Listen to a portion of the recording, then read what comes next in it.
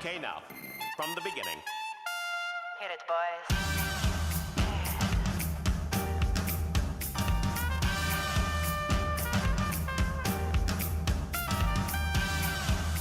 What are you talking about?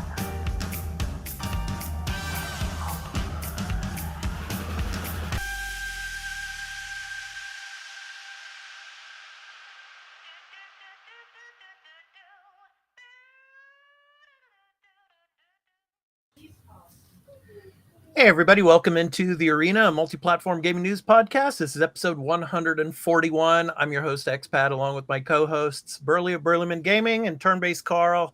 Burley and Carl, hey, good morning to you out there in the West. Yes, it is, of course, 11 p.m. out here in Japan. And out here in Japan today and tomorrow, they're having, my city is out here, is having their annual summer festival. So it's like a big, parade, and then they have like a portable shrine, near the big shrine that's in our city here. So there's a lot of people. It's gonna be hot and humid, and a bunch of people running around. So I'm just gonna stay here and play video games. So, it's a good choice.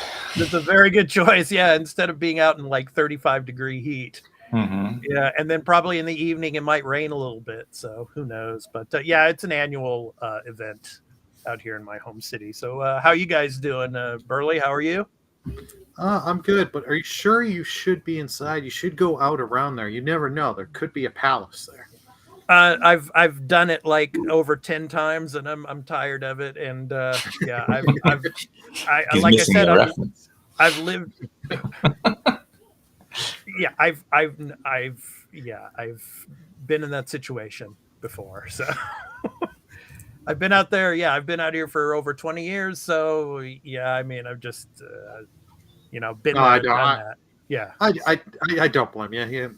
For me, it's a little warm, but not too bad. I'm hoping tomorrow's not too warm. Gonna plan to go to Niagara Falls tomorrow. Really? My parents. Yeah. Nice. Niagara Falls is a lot. It's a lot of fun. If you like walking, it's a lot of good walking, and just do that. And we're hoping to do the under the Niagara Falls, go behind the falls, because like the little boat you used to take you could do it and go near the falls and all that. It's skyrocketed. It used to be like $40-$50. It's now like about $200 a person.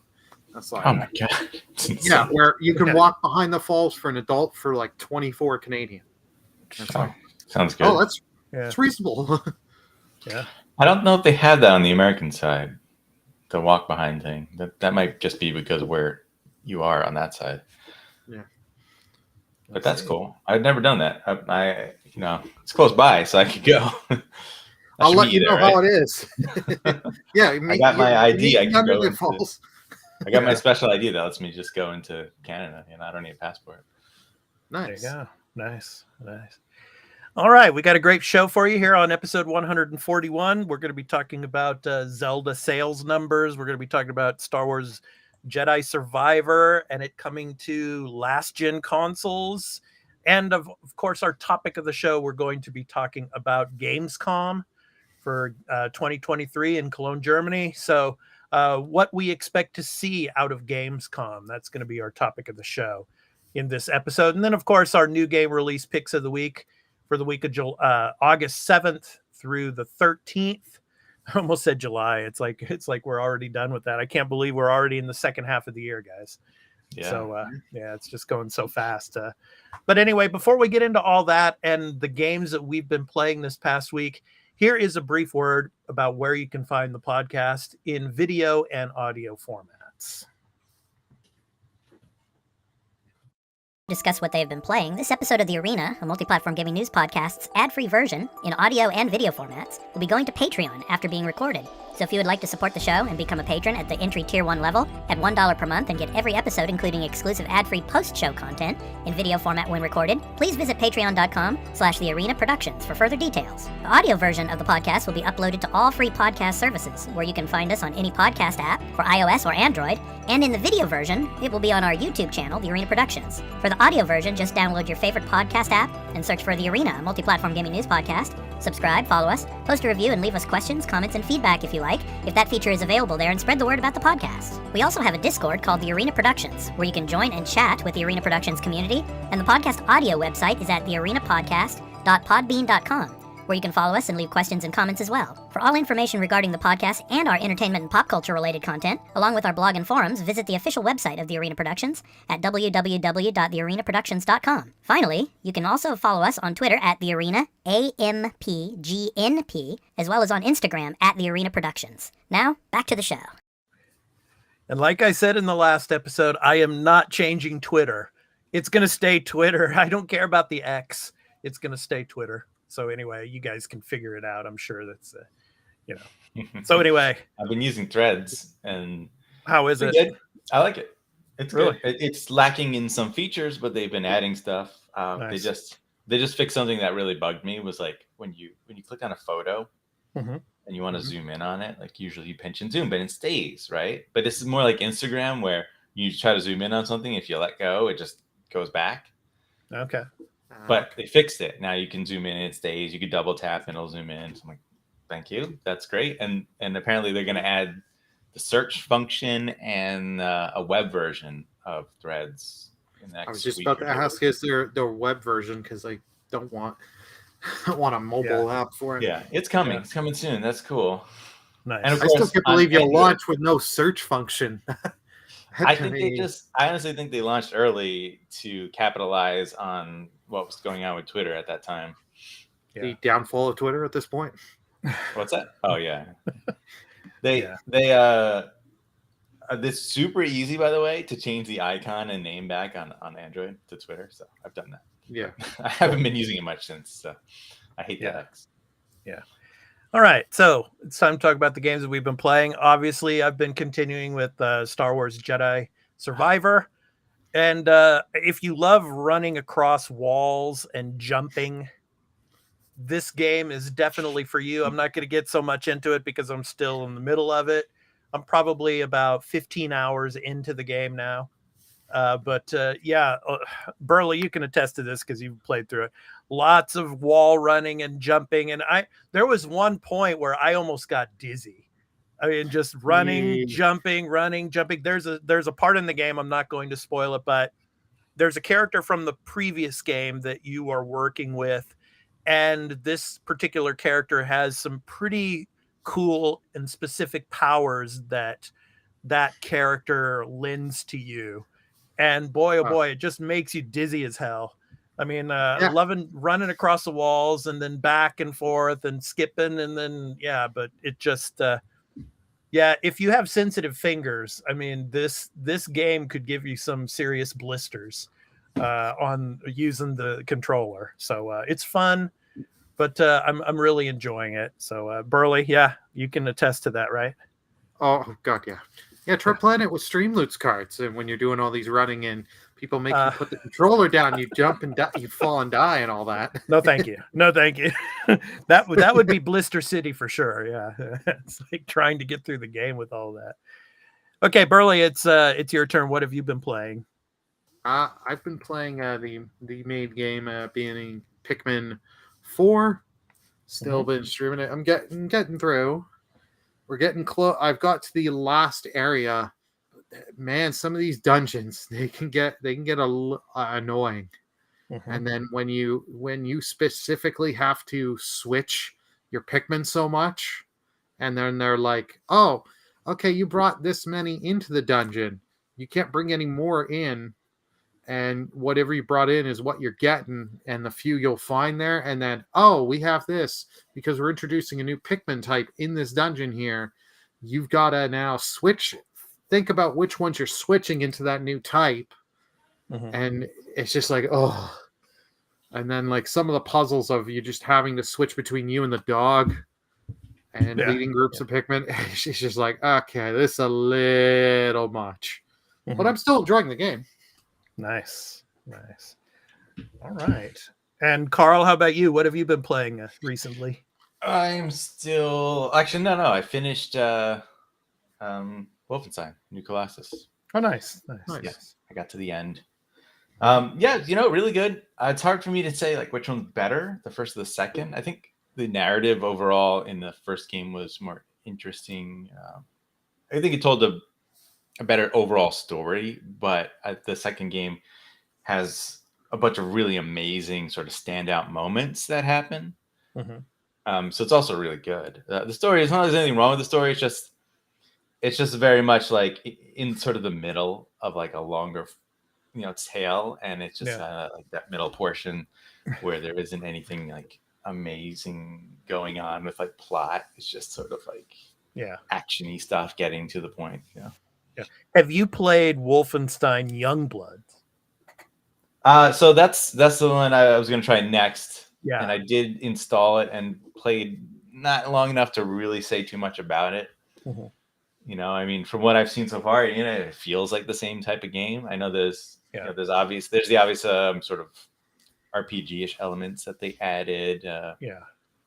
You get some choices in the beginning of things. Right. There's the two characters. They're not really different, but you get to choose like your starting weapon and a starting ability that you have. Right. It does that thing I hate of games where they're like, it's online co-op. So like you start the game and it's like, do you want to host? Do you want to join? I'm like, no, I just want to play your damn game. Oh, you can't just select single player and then just start right into the campaign. You go in the campaign, and it's kind of constantly prompting. Well, you can. So I can then, once I get to that screen, then I can choose. All right, I'm going to host, and then when I choose host, I was looking through the options, and the options is offline. I'm like, thanks. But like, couldn't there have been a separate option somewhere on the main menu, like offline, single player only? That'd have been nice. Yeah. And I don't. Those extra steps just like always irritate me. I remember, what did I try? Gears 4. I think Gears of War 4 was like that, where I felt like I was playing an online game, and I'm like, I know I'm not. Can I just like start the story on the single player, please? Yeah. So it had that stuff, but the beginning of the cutscenes are fine. I know people don't like the two main characters. That's a criticism. The two girls, which the two sisters. I can sort of see that already. But I haven't gotten too much, but I'm also sort of understanding it. Like I get why people wouldn't like it, but I also get they're in the 80s, right? And they are children raised by like, sort of militant parents who are, who they don't have like, it's not like they have like friends and lives, right? Like, they're raised in this war time where the Nazis have taken over the world. Like, I don't expect them to be normal people. Kind of militant, Carl. Like, they're being trained from like a young age to like kill Nazis, So like, if you think they were going to be normal people, that doesn't make sense. So I'm sort of okay with them having. There's nothing normal about this type of story. Right. So the other characters in the other games, like people grew up in the normal world, and then the world got screwed up. So like pre-war. Right. So anyway, that's it. All right. So it's time to move on to the So I was going to say, your cat excited for Stray coming soon. Yeah, the militant cat. Yes. How old is your cat now, Carl? 17. She's 19. 19. Wow. 19. Well, I hope Thomas gets to reach 19 at some point. Yeah, he's only 5 now, but got a long way to go. A long way to go. Yeah. So awesome. All right, it's time to get to the weekly news beat. So first up, right back. I'm just gonna get her out of here. She's like, no problem. So Burley and I will go ahead and start up the first story. So we're going to be talking about Zelda. So not Breath of the Wild, but Tears of the Kingdom we're going to be talking about here, because we got a big story about the sales numbers for that. So I'm going to go ahead and start up some of the gameplay from Tears of the Kingdom here, so you can check that out as we read the story. And I will put the link below to the story that I'm referring to here from gamingbolt.com. So sold over 18.5 million units. So The Legend of Zelda Tears of the Kingdom has sold over 18.5 million units worldwide as of June 30th. The updated sales figures for the open world title were announced by Nintendo during its recent quarterly earnings briefing. Tears of the Kingdom sold over 10 million units within 3 days of release and clearly has continued to sell at an impressive rate in the weeks since then. According to Nintendo, Tears of the Kingdom constitute roughly half of all first-party software sales for the company during quarter one of the current fiscal year, April through June, with those who have previously played its predecessor, Breath of the Wild, being the, quote, primary driver, end quote, for sale. However, Nintendo says that in the weeks following launch, quote, a growing percentage of purchases are being made by consumers who have not yet played, end quote, the 2017 game, which is really interesting, I thought. So interesting, Tears of the Kingdom has also instantly become the 9th highest selling first-party Switch game to date, sitting just behind Super Mario Party with a gap of less than 1 million units. And it'll be interesting to see if it surpasses those and becomes the #1 top-selling Nintendo first-party Switch title. And also, Nintendo announced that the Switch has sold over 129.5 million units worldwide. So anyway, let's talk about this. So it's interesting how it talks. I'll start with you, Burley, on this, that a lot of the growing percentage of purchases have been made by people that didn't even play Breath of the Wild. I thought that was interesting. What are your thoughts on that? Yeah, that's interesting, but not surprising. You can start this game up and have no knowledge of Breath of the Wild, and you'll be fine, and can just dive right in. It's not surprising. This game has been getting, the word of mouth has been spreading, and Nintendo, to their credit, they still keep running the ads on YouTube. I still, whenever I'm watching YouTube content, I always am still getting the ads of Tears of the Kingdom coming out, and it's like, wow. And I'm hoping it beats out Super Mario Party, because if that's the one I'm thinking it was, the first Mario Party on the Switch, that game was horrible. So I'm hoping Tears of the Kingdom beats it. But yeah, there's constantly, for me, still streaming and playing this game. I'm still getting people telling me, yeah, I'm just started and all that. Wow. And people are very interested. People are interested into this game. Wow. Carl, what are your thoughts on these sales numbers here? I mean, it's super impressive. I still always just wonder, like, how do these games sell so much on like these Switch games? I mean, it's wild. They keep doing it. Well, they're popular generationally. I mean, you've got a bunch of kids that are starting to play video games for the first time now. They're, of course, friends and their parents played Zelda, so they're being, indoctrinated into this world and these games. And yeah, obviously the sales numbers reflect that.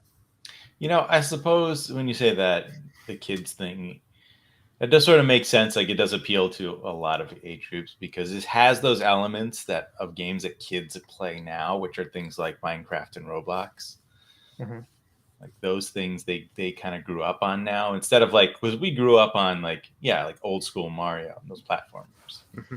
And you sort of expected things like, I don't know, Ratchet and Clank, right, to be mega popular in that regard, but they aren't anymore. Kids don't play those games anymore. Kids play, open-ended sort of sandboxy things now. Mm-hmm.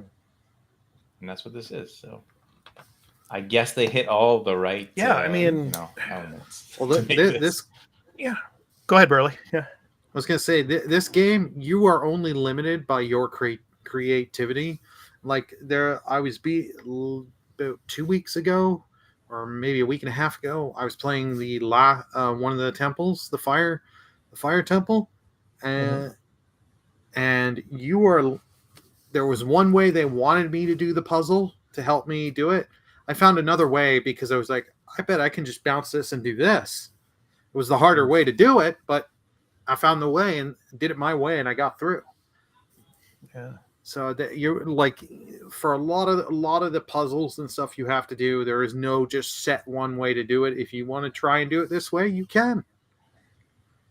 Yeah. And just like the building, the crafting and all that, and building all the stuff, like you said, Expat, that just appeals to the younger generation. For me, it's cool. I'm not that creative, and I suck at building stuff, as Reaper here in chat can tell you. Yeah. Welcome on in, Reaper. Thanks for coming on in, man. So go ahead, Carl. Yeah. I just want to see this game in high resolution. Like, I'm watching this footage and I'm like, yeah, I mean, I know also watching it through the stream is not the best either. But every time I see this game, like visually speaking, it's nice art style. But yeah, technically speaking, it's not there. And Switch 2 is coming soon. But I have doubts that they will do it's backwards compatible and it's upgraded for higher resolution. Like I feel like they're like, nah, we're gonna sell it to you again or something.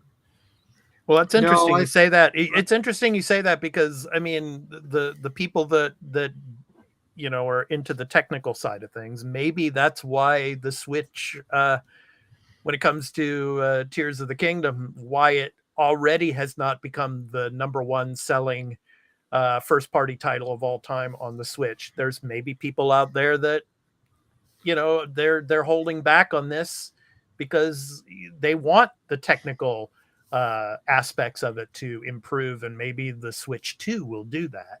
Who knows? Go ahead, Burley. You were going to say. Yeah, that I'm not surprised. I've had people ask me, they're like, I still don't have a Switch yet. Should I go in now? And I'm at this point, I say, wait till next year. Well, because you don't know how Nintendo is going to do. Because we've got there's the rumors we're going to get the Switch 2 mid next year in the second half. So that it'd be interesting to see. I'm hoping they keep with backwards compatibility. And for the love of God, when they make the new games for the Switch 2, get your online freaking servers better. Because those are a joke at this point. That they're charging for, even though they're charging the least out of all the subscriptions, the amount they're still charging for it, and it's like I've played games that have free servers that run way better than Nintendo's. Yeah, I don't really expect them to change that. Yeah, that's a fool's errand. But I can hope. Yeah, I don't know why they don't put more effort into that, or spend more resources on that. Yeah. All right. So next story, we're going to talk about Star Wars Jedi Survivor. It's a game that I've been playing, and we got some news on that. So I'm going to go ahead and pull up the video here of the gameplay. And of course, this is the link for all of you video viewers for www.theverge.com. So for all of you audio listeners, you can go to The Verge and check out this story. So it seems like Jedi Survivor is going to be coming to last-gen consoles. So Star Wars Jedi Survivor will be released on PlayStation 4 and Xbox One. EA CEO Andrew Wilson announced during the company quarter one earnings call on Tuesday. So a lot of quarter one earnings calls from a lot of these, studios and, from the big developers. So the game launched in April on PS5, Xbox Series X and Series S, and PC, but skipped Sony and Microsoft's older hardware. So with this new release, people who haven't upgraded to the newer consoles will eventually be able to check out the game. However, we don't know exactly when Jedi Survivor will be coming to older consoles. So here's what Andrew Wilson said about the release. Quote, "Thanks to the strength of this legendary franchise and community demand, our development team has committed to bringing this Jedi experience to PlayStation 4 and Xbox One," end quote. So, Carl, I'll start with this with you on this one. Why do you think they're doing this, other than the fact that they want to make more money off of it? And do you think it'll be able to run well on last gen hardware? Yeah, I think that part they'll make it happen. The first game ran well on the previous. I mean, relatively, if you want to say it. Like it was a good enough experience on the base consoles, I'm sure. Mm-hmm. The people who aren't really that concerned about the technical aspects might still be playing on PS4 and Xbox One. If you are, you're probably not on those platforms, right? So they'll do it. Why are they doing it? Yeah, I don't know. I mean, I have to assume that sales numbers maybe are not quite where they want them. I think it's sold well enough, but I think they're like, well, we could get a bit more out of it probably with this without putting too much into it, right? To make that happen. Mhm. So it's probably just sort of sounds like a very businessy financial decision of like, yeah, how do we squeeze a little bit more out of it? Well, put it on more platforms. Yeah. I really don't know who's still playing on those platforms. Seems weird to me at this point.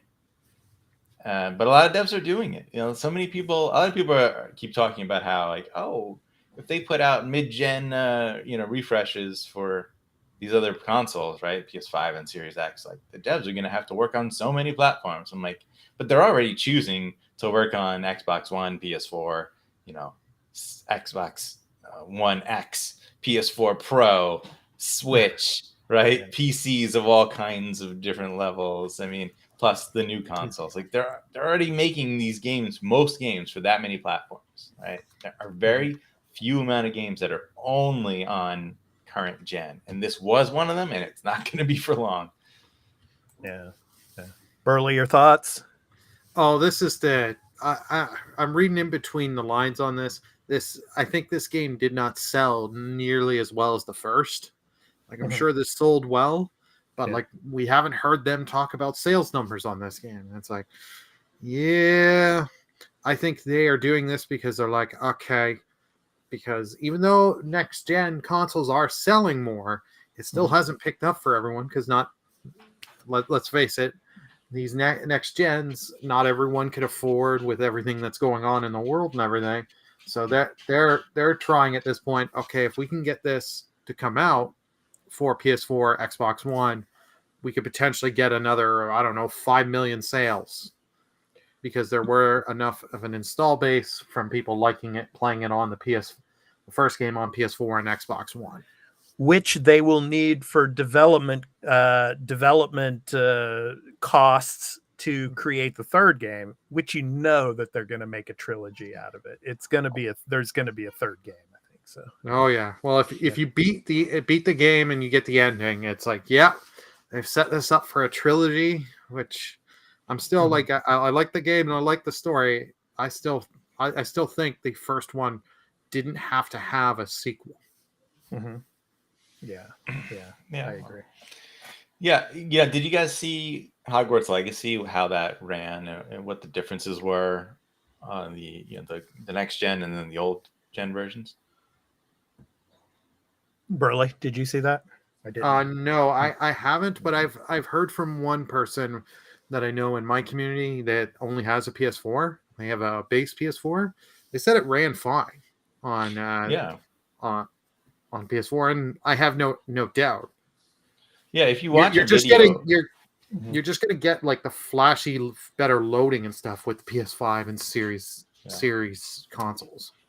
It's really interesting because if you watch the videos on things that they've changed a lot of like objects and environmental things, right? They're changing the complexity of things in the environment, and you might not notice them unless someone points it out. Like they do a good job of like changing objects completely to a different shape, even though it looks kind of similar, so that it just uses less resources, basically. So they'll do that for this game, and it'll run, and Hogwarts, I'm still waiting to see how the Switch version runs. That's not even out yet. If you want to play Hogwarts Legacy on the go, just get it for the Steam Deck. Yeah, right. Yeah, if you have a Steam Deck, I will bet 1,000 cases of spiritual opium it'll run way better on the Steam Deck compared to the Switch. Okay, Burley. But be careful what you wish for, man. I think there's an interesting conversation we had about where current gen games are, because when you look at a game like this and it was current gen only, and now they're like, well, maybe it's not. Like we can run it on the old consoles, which kind of tells you that they didn't really make what we would have called a next gen game, right? Yeah. They seem to be doing a lot of games where they're making it so that it, if you optimize it, it will run really well on current gen, and if you then force it, you can make it run on the other consoles, right? But like they're sort of, I feel like they're just sort of like, well, it's if we make it this way, you know, it'll be easier to get it on current gen, and you know, we're not really pushing the envelope so much as trying to make something that we can run like 60 frames per second, you know, on current gen.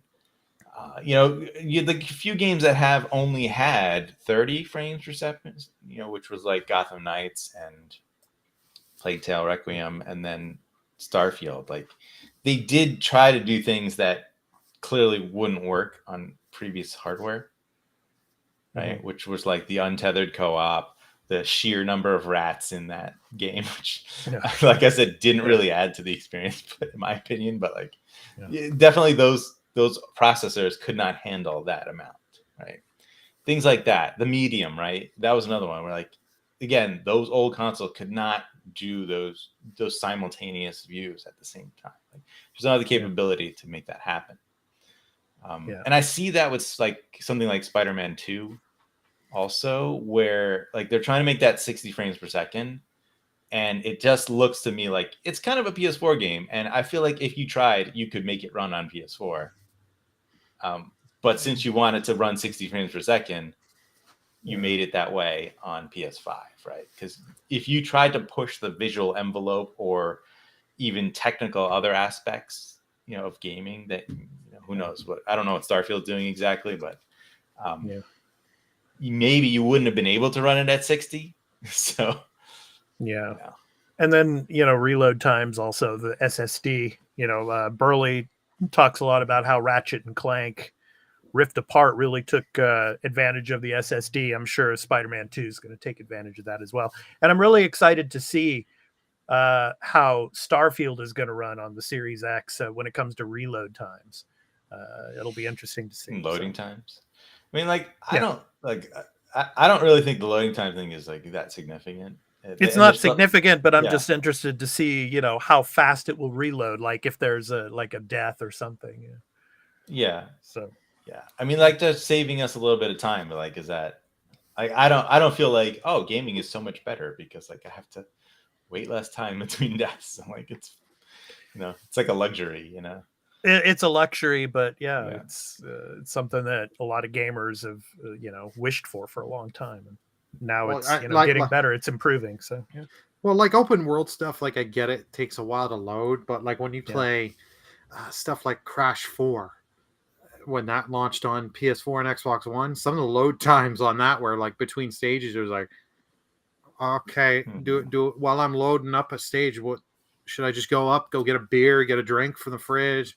Should I go call my mom quick? You just pop on your phone. You got, you know, you go on Threads or Discord or something, you know. Yeah, in the chat, I want to mention what Cammy Reaper 147 says. He says, I know a lot of people who don't have next gen stuff. While I did manage to get a Series X, I still won't be getting PS5 anytime soon. So sticking with the PS4, I got this on my Xbox though, so I won't be buying for a PS4. Laugh out loud, but yeah, I mean, there's a lot of people like that out there, Reaper. That they have one of the current gen consoles, and they still have with the other platform, they have the past gen, you know, the last gen console. So yeah, I mean, there's a lot of people out there like you that you know, are gonna just play on one platform for a current gen. So all right, so with that, it's time to jump into our topic of the show. So obviously, in a couple of weeks, we got Gamescom coming up again in Cologne, Germany. So we're going to talk now about, you know, what we expect to see out of Gamescom this year. Of course, we've got Jeff Keighley's opening night live again. We've got, of course, Xbox is going to have a huge display in Cologne this year. So can you guys see that image? There we go. Okay. So yeah, so I mean, Xbox, basically they're gonna have like over 30 games across 150 game stations, which is amazing. But what's interesting about this is you're not gonna have a playable Starfield on the showroom floor. which is leaving Nani? a lot of people. Yeah, and I want to throw this to you, Carl, because there's a lot of people in the media now that are saying, "Oh no, this is a negative sign, and it's probably because Todd Howard is trying to cover all of the bugs that are going to be in the game when it launches, and then it might be like another Redfall situation." What do you think of the fact that they're not going to have a playable version of Starfield on the showroom floor there, because the game is going to be releasing like a week or two after Gamescom? Yeah, I mean, I'm not really surprised. It's not the kind of game that you can really have a demo kind of version of. So, like, what really would they be giving somebody? Like, okay, here, you can just play the full game. Like, just start running around. Like, I don't think that's what they want out there right now, because a lot of that will then get spread, to people. People will record it, or people will be talking about that. In the meantime, like at that point, I'm sure review copies, or at least I hope, review copies are already out when that's happening, right? Because that's the last sort of week in August there. Yeah. So but they will be showing it. They will be showing it in a 300-seat theater, though. Right. They're going to show something interesting, I hope, in the theater. Maybe Mhm. we'll hear, some new feature thing that we didn't know about, is going to get shown. Yeah. The more surprising one to me is that Forza isn't playable there. Yeah. That's interesting. Yeah. Very weird. Yeah. That seems like something that makes sense for an event like that, because, like, you just give them a couple races to play. Set up booths Or have with, like, a few steering wheels people and stuff. race each other. Yeah, that's the one that doesn't make sense to me. Yeah, it seems like they're just going to focus on games coming out in 2023 or early 2024. So they're saying there's no mention of Fable or like Avowed or like Hellblade's South not of playable, Midnight. Yeah, right? Yeah. That's generally what Gamescom is. Like, the show floor is, stuff you play there is definitely going to be stuff that's not too far off. Yeah.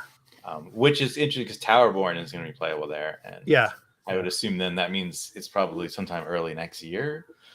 Yeah, and new content for Elder Scrolls Online, I think, is going to be playable, as well as Flight Simulator. So, yeah, there's a lot of interesting. Oh, Infinity Strash is going to be playable there, and I'm like, oh, that's a Square Enix game playable at the Xbox booth.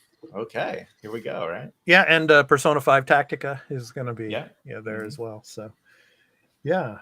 So, Burley, what do you think about the Microsoft side of things? Yeah, Starfield's not playable. Oh no, this game's gonna be another Cyberpunk. Get rid of Game Pass. Cancel. Hey, you mentioned Cyberpunk. It's playable there with the expansion. Yeah. Phantom Liberty. I hope people know I was joking there and not no. No, Burley wasn't joking. No, he wasn't. No, I'm just kidding. Yeah, you're joking, Burley. Yeah. Go on. I think it's fine, like Carl said, because, like, what do you want to do? Do you want them to be like, okay, we're gonna put you in on this random base? You have the choice of working with the pirates that own this base, or just going in and killing them.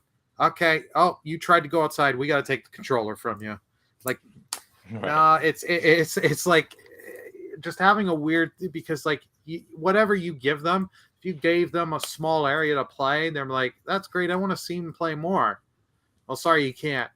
Oh man, this game's why would I play this demo? Wasted my time, gave me 15-minute little area that I cleared through. I want to play more.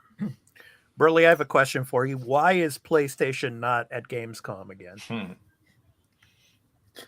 I don't get with Sony with what they've done. I mean, why not show more of Spider-Man 2?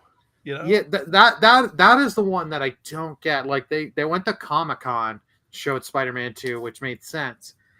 Like, I know they don't have much other than Spider-Man 2 being their big thing for this year. You'd think they would at least send Insomniac down for this, whether it not be playable or not, or just come in for a hall appearance and here you go, 300 people. You can see some exclusive stuff. Well, you have to expect that in Keeley's show, there's going to be some PlayStation games shown off there. I mean, maybe more of Spider-Man 2, but yeah. Well, I'm sure. First I'm party. sure we'll get. I'm sure we'll get another trailer for Spider-Man 2. Whether or not we get more gameplay, who knows? Yeah. But you know what? I wouldn't be surprised. We got more info on Project Q and those earbuds, because those are supposed to launch some point this year. Like, we've gotten the accessibility controllers release date and price. Yeah. And that's coming out in I think December 4th, around there. Yeah. These two other things have not. We don't have more info on them. Don't have pricing yet. They're supposed to be coming, and this event's at the end of near the end of August. So it's like, I would imagine give the info then at least. Carl, what do you expect out of Keeley's show for opening night live? I'm trying to think, what really would show up, because Gamescom isn't really the event that usually has big reveals. So I don't know. It's probably gonna be stuff that's relatively close, right? That we haven't seen maybe too much of, but we've already seen.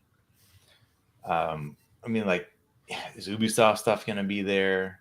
Yeah. Maybe like Assassin's Creed Mirage or the Star Wars Outlaws game, maybe a bit more of that. I think we're gonna get no Skull and Bones. We're gonna get a Skull and Bones. Oh, goodness, we're gonna get a heavy dose of Armored Core.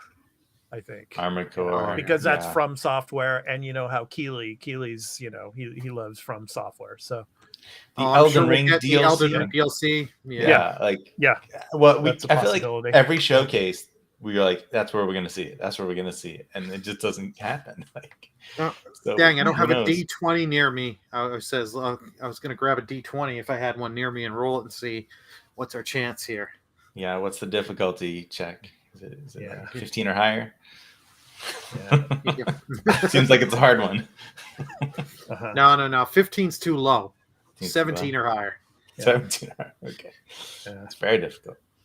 Okay, so I want to talk about Nintendo now, because Nintendo is coming back to Gamescom. And what's interesting is there's been some reports that multiple studios already have development kits for the Switch 2. And there are some stories floating around out there now that basically Gamescom is going to be where Nintendo is going to announce the Switch 2. And then there will most likely be another direct, possibly after Gamescom, Burley, that is going to show more of the details of the actual hardware. But it looks like the Switch 2 will be announced at Gamescom. What do you guys think of that? I don't think they'll announce it at Gamescom. I think they will do a direct after Gamescom and announce it. That I can see, because that's how the Switch 1, when we got that revealed, they revealed it just out of nowhere and did like a Nintendo Direct, a big Direct. And I remember it was like a late night thing, because I remember the Direct, I think, started at like 8 or 9 p.m. I'm watching it live. But we'll have Nintendo there. I think they're going to be showing off their games we already know. Like, we got Mario Wonder, you got Mario RPG. Those are their big games they have for this holiday, as well as you could get we still have one wave of Mario Kart DLC. I think one thing of Splatoon 3 DLC still waiting on.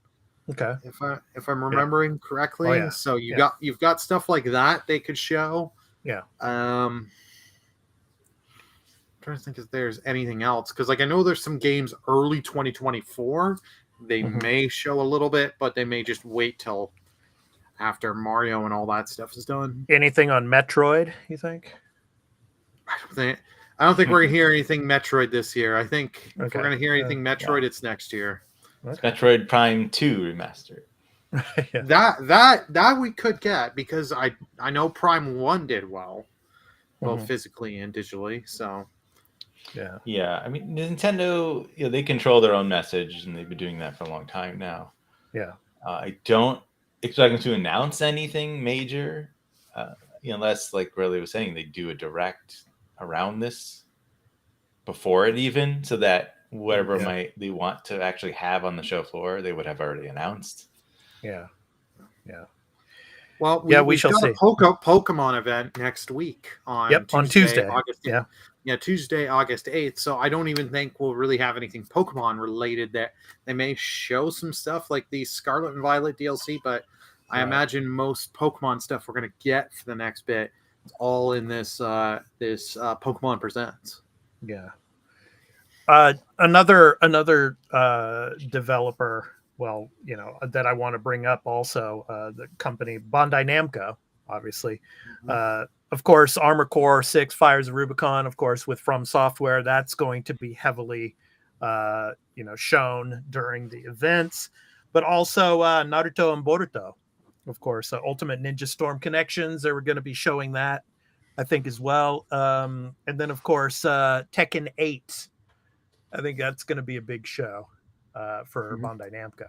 So, yeah, we'll be looking forward for that as well. So. And I'm sure they'll announce another Dragon Ball game.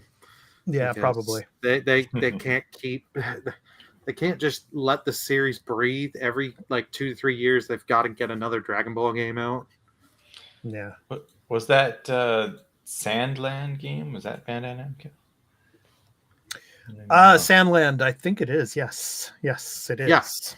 Yeah. Okay, so that'll probably be there. And it's going to be playable for the very first time in Europe. So yeah, those out there in Cologne. Yes, we'll I'm very curious about that. Yeah, about that one. Yeah, it's good stuff. Yeah, so maybe we'll get a big surprise and we'll get the Switch 2 announcement there. Yeah, maybe at Keighley show, but I doubt it. I highly doubt it. But yeah. But there's always been surprises. So, like the Xbox Series X was announced at the Game Awards. So who knows? You never know. Just wait and see. Yeah. Oh, and Reaper says they've announced Budokai Tenkaichi 4 a few months back, but it was just a teaser clip, so hopefully there's more info on that. That's right. Yeah, I forgot they had announced another one. Yeah. Yeah, good stuff. Yeah. Is Square Enix there? They'll probably be at. Oh, they are? Okay. Yeah. So and we'll probably get some Yakuza, like a Dragon related news because Sega's there, so you're gonna get Sega. Sonic Superstars. Yeah, like the release date has been leaked, but they're not fully committing to it. So it's like that's supposed to be coming this year. So you got that, the one Yakuza game, and I know they got some. You've got the Persona game. Persona 5 Tactics. Yeah, Tactica. Mm-hmm. Yeah, Persona 5 Tactica. Yes. Yeah. I want to see the Front Mission 3 remaster remake thing. Mm-hmm. Right. We've seen the first one's out. The second one, did they show that already? May have shown the second one. I think they've shown a teaser for it, but I don't think they've shown anything extensive. The third one's the one that I really want to see because that's the one I played, and that's a PS1 era. It was a good one. One I'd like to see, but I don't think we're gonna get at Gamescom. It'll probably come Tokyo Game Show. Probably that Dragon Quest 3 HD. Because we haven't heard on or seen anything of that in years. It's been a long time. Yeah. That I'm like, okay, is this thing still in development? It'll come. Yeah. Square Enix, they're in a weird place. Yeah. They're making changes. They had that. Their quarter one report was pretty bad. Yeah. They had a massive drop in operating income. Yeah. All right. So Oh. New CEO, they'll turn it all around. Maybe. No, Final Fantasy 16 has still been selling well, not gangbusters because it's only on one platform, but it's still sold. Part of that report implied that the game didn't make a lot of profit because it was very expensive to develop. Which I would not be surprised when we see the budgets of these huge games and they need to sell 3.5-4 million copies is not enough for something like Jedi Survivor, right? Or Hogwarts Legacy, or maybe Zelda. I don't know the budget on that, but Nintendo manages. I'm sure 18.5 million copies they made a profit on Zelda. Yeah. Okay. Spider-Man 2, right? If they sold 4 million copies, an average smaller game is like amazing, that was incredible success. Spider-Man 2, that would probably be like, oh damn, we lost money. Yeah. All right. So anyway, what we expect of Gamescom 2023, of course, for you video viewers, the link is below to gamesradar.com, and the schedule for all of the Gamescom events. And for all of you audio listeners, www.gamesradar.com. You can go and check out the schedule for Gamescom there. So, and of course, here on the Arena Productions, we will be bringing you as much of the news as possible on anything that comes out of Gamescom. Any new games or any new hardware. Switch 2 maybe. But yeah, we will. It's Now, coming, man. It's coming. Yeah, but yeah, Steam Deck 2 revision. Yeah, but anyway, we'll be bringing Portable you the Xbox. news coverage from Gamescom. So, all right, okay. So next up, it's time to talk about our new game releases, and so our new game releases for the week of August 7th through the 13th, and for all of you video viewers, the link is below here, www.releases.com. So for all of you audio listeners, you can go there to releases.com and check out all of the new games that are releasing this coming week. So I'm going to go ahead and start. I'm going to go first. So my pick of the week is Hammer of Virtue. Hammer of Virtue. So I'm going to go ahead and read the synopsis of all of this when it comes up. Okay, here it is. So a hammer smashing action game with fully destructible levels. So use your hammer. Ooh, my screen just went crazy here. So there we go. Use your hammer for combat or smash the environment to launch debris toward your enemy to create emergent and chaotic gameplay interactions in a wild adventure. So physics-based action adventure with melee. So from No Pest Productions, comes out on August 7th for PC.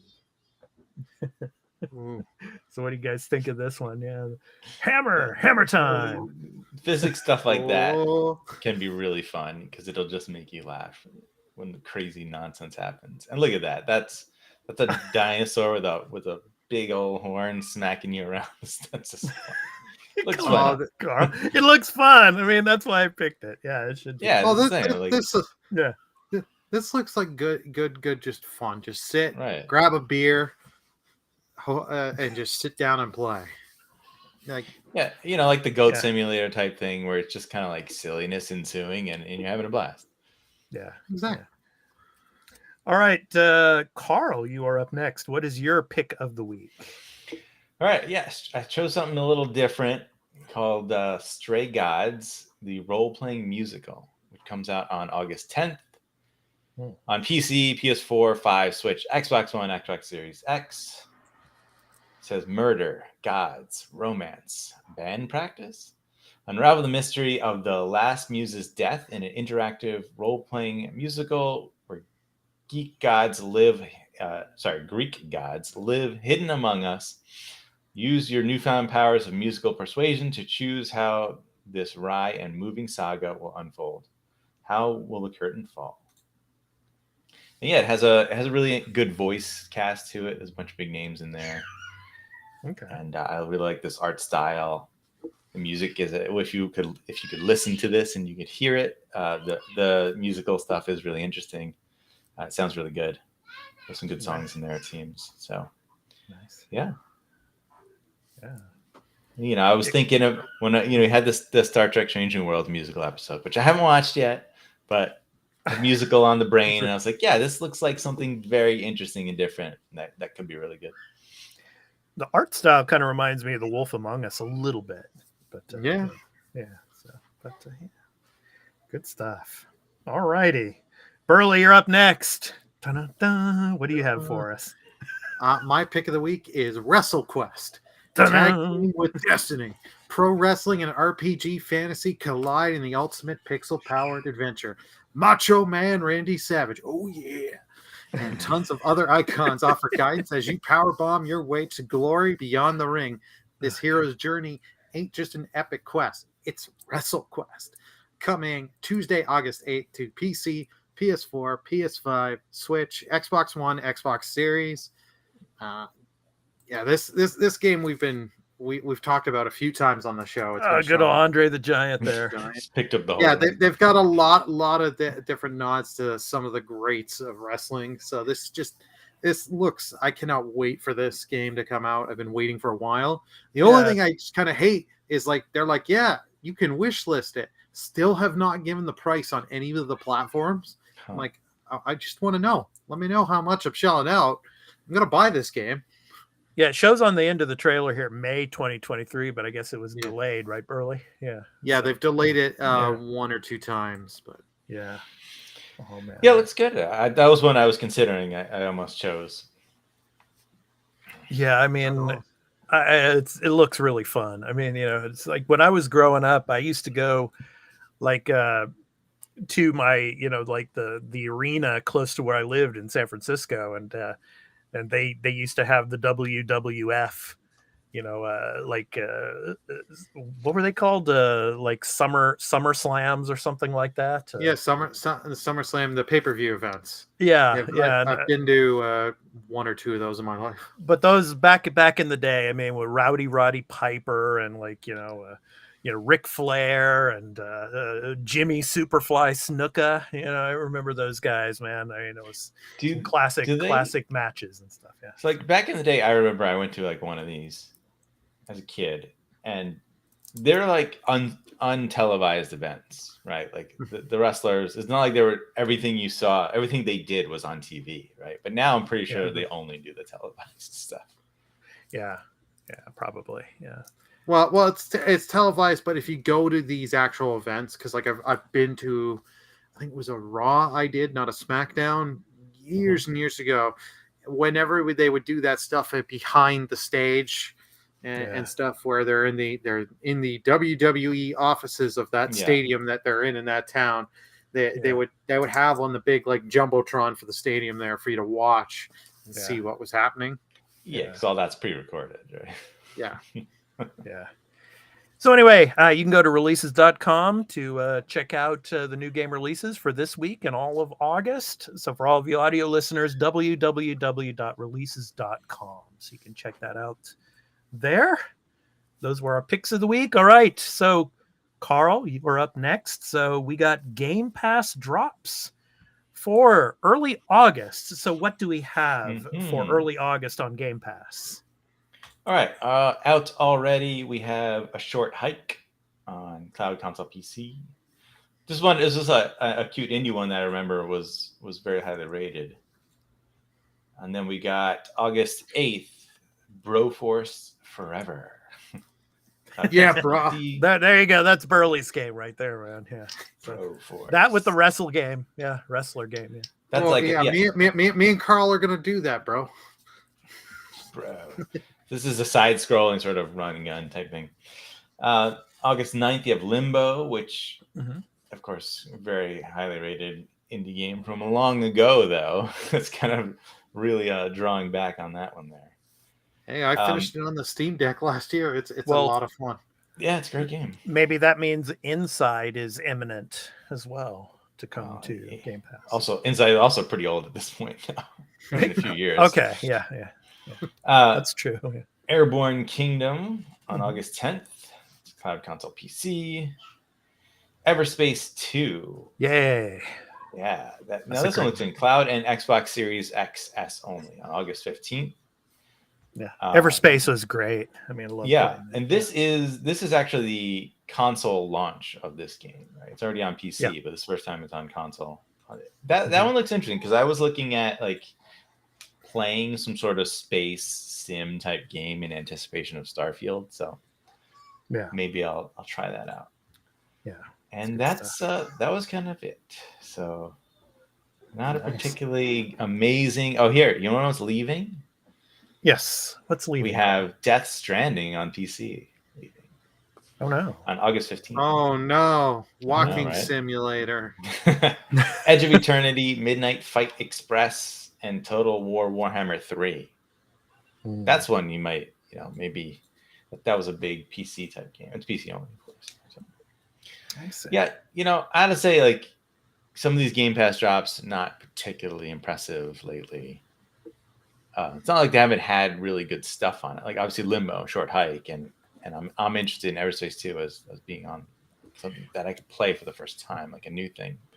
Yeah, and Carl, maybe we should talk about this just briefly here now. About Games with Gold is going away this month, right? I mean, the last drop came out for that, I think, and so the service is going to be changing soon. Yeah. So yeah, as well as the price hikes as well for Game Pass.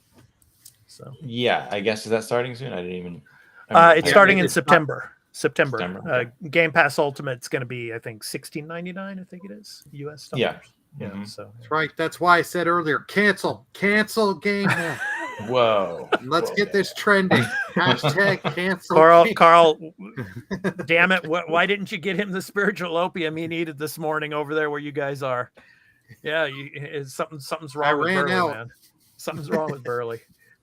Yeah, I mean, we know there's the thing is like we know there's stuff coming, right? Like Sea of Stars, like we like obviously Starfield and the big stuff, of course, Forza. But there's other things that have been announced. It's just yeah, I do kind of wish they would get some bigger sort of like third-party AAAs in there. Yeah, like they seem to not want to do that, or maybe who knows? Maybe those companies aren't interested in putting that stuff out on Game Pass right now. No, I mean, I think PlayStation does some of that, so it could just be a strategy difference. They just don't want to do those things. Yeah. So anyway, Game Pass drops for early August. So you can go to xbox.com. So for all you audio listeners, xbox.com, you can see the drops for early August. And the link for all of you video viewers is down below here. So go and check that out. So Game Pass drops. All right. So next up, some programming notes. So obviously the Arena Productions, of course, we're not just about video games and game development news. We are also about entertainment and pop culture related shows that we do here on the Arena Productions, and some of our latest videos that we've come out with. If you're into Star Trek Season 2, Episode 9, the musical review, I did a little bit of singing in that review. So if you want to, watch me cringe and sing a little bit during that review, please go and check out that video. It's not too long, but anyway, the review of Episode 9 of Season 2 of Star Trek Strange New Worlds. And also, of course, I also put up the sneak peek images that we have for the finale of Season 2, Episode 10 of Star Trek Strange New Worlds, called Hegemony. So it's going to be an intense episode, I think, for all of us to watch. It comes out this coming Thursday. So anyway, I got the some sneak peek images for you up on the channel here on the Arena Productions. So please check out that video as well. And finally, Burley, it's time to announce our new show. So every weekday, Monday through Fridays, 4:30 a.m. Pacific Daylight Time, 7:30 a.m. Eastern Daylight Time, 12:30 p.m. British Summertime, and here in Japan, 8:30 p.m. Monday through Friday, the Arena Productions live. We're going to be going live on weekdays again, everybody. So Burley and I were really excited to bring this to you. It's going to be video game stuff. It's going to be Marvel stuff, Star Trek stuff, Star Wars stuff, fantasy stuff, regular news type of stuff, just some fun and games type of stuff.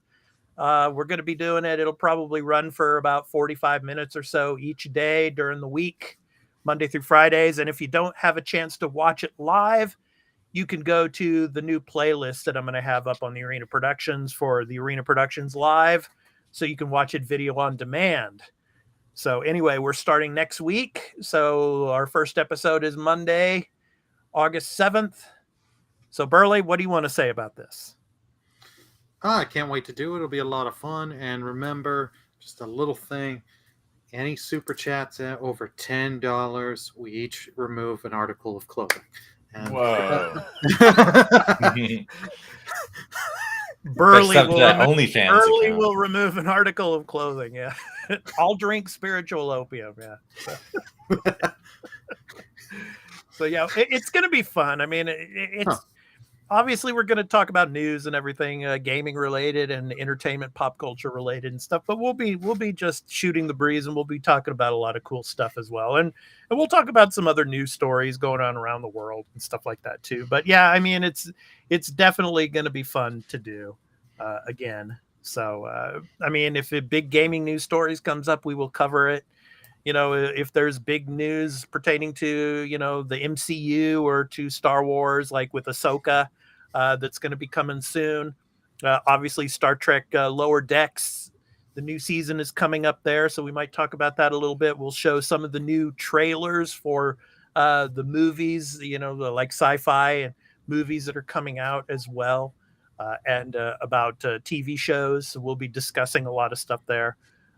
So yeah, I mean, it's really going to be fun to do, and we're looking forward to bringing it to you here on the Arena Productions. So yeah, the Arena Productions live. So starting next Monday. So please go and check that out.